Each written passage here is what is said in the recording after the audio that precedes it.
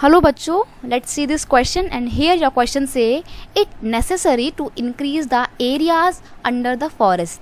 Why? Give any 5 important reason. देखिए question आपसे बोल रहा है कि जो फॉरेस्ट का एरिया है, area under the forest, we need to increase that area. जो एरिया फॉरेस्ट के अंदर में आता है, हमें ज़रूरत है कि फॉरेस्ट एरिया को ज़्यादा से ज़्यादा बढ़ाया जाए.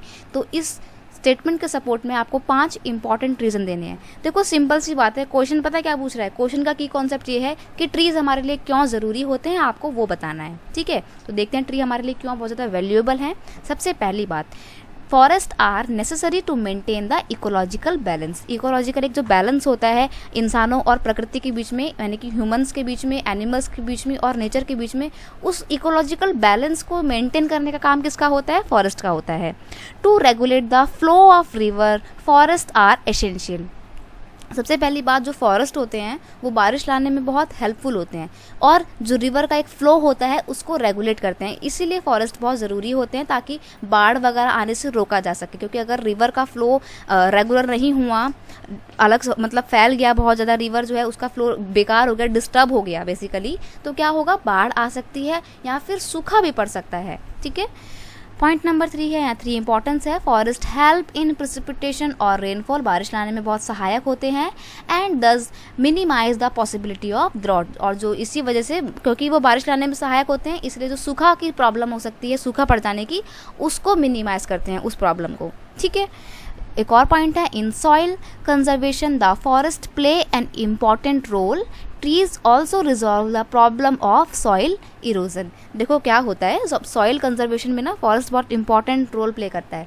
पेड़ जो होते हैं, जैसे मान लीजिए ये पेड़ है, जो पेड़ की जो जड़ें होती हैं, ये जो जड़ें होती हैं पता है क्या काम करती हैं? जो अपनी जो मिट्टी होती है ना, मिट्टी, ये जड़ें उस मिट्टी को पकड़े रखती हैं. अब जब पेड़ नहीं होंगे, जड़ें नहीं होंगी, तो वो मिट्टी क्या हो जाएगा? वो मिट्टी बह जाएगी. तो इसी को बोलते हैं सॉइल इरोजन. ठीक है, अब ज़्यादा से ज़्यादा फॉरेस्ट लगाओ ताकि ज़्यादा से ज़्यादा जड़ें हों, और ज़्यादा से ज़्यादा जड़ें होंगी तो क्या होगा? सॉइल इरोजन नहीं होगा. ठीक है, तो सॉइल इरोजन की जो प्रॉब्लम होती है उसको रिजॉल्व करने में भी फॉरेस्ट बहुत वैल्यूएबल रोल प्ले करते हैं. ठीक है, a large part of forest and its goods are require in industrial production. Industry में जो भी प्रोडक्शन होता है, उन सब चीज़ों के जो रॉ मटेरियल होता है वो फॉरेस्ट से ही मिलता है. तो इसलिए फॉरेस्ट बहुत इंपॉर्टेंट रोल प्ले करते हैं हमारे इंडस्ट्रियल ग्रोथ में.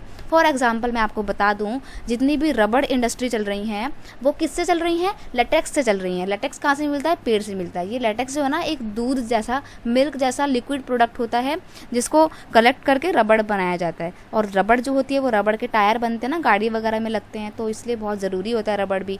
तो इंडस्ट्रियल प्रोडक्शन के जो रॉ मटेरियल होता है वो भी हमें फॉरेस्ट से मिलता है. इसलिए बहुत ज़रूरी है कि फॉरेस्ट को कंजर्व करके रखा जाए, और यही रीज़न है कि अंडर फॉरेस्ट एरिया हमारे को बढ़ाने की बहुत ज़्यादा ज़रूरत है. ठीक है, आई होप आप इस क्वेश्चन के आंसर को बहुत अच्छे से समझ गए होंगे. Best of luck.